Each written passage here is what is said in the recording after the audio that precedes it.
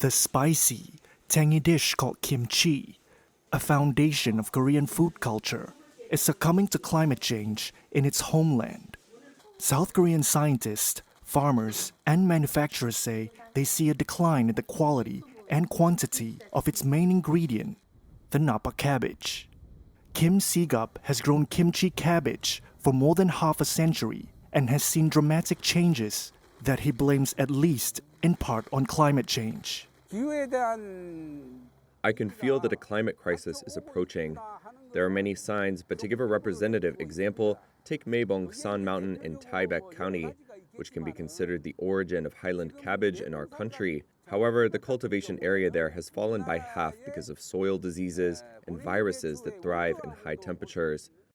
Napa cabbage thrives in cool climates, ideally between 64 to 70 degrees Fahrenheit. But in Gangwon province, where nearly all of it is grown in the country, summer temperatures are now closer to an average of 77 degrees, with peaks of 86. Government data shows high temperatures and erratic weather have eaten away at Napa cabbage farming areas by more than half since the 2000s.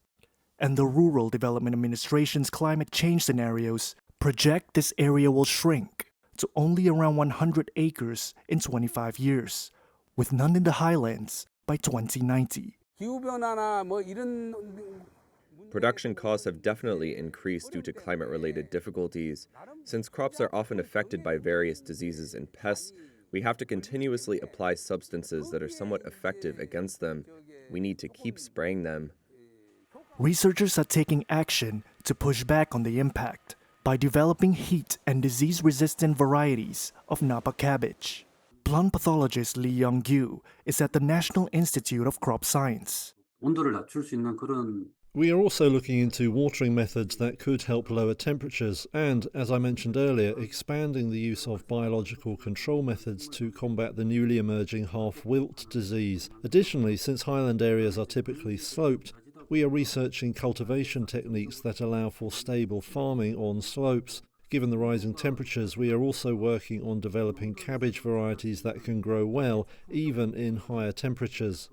It all adds to the challenges for South Korea's homegrown kimchi industry, which also faces competition from lower-priced imports from China, mostly used in restaurants.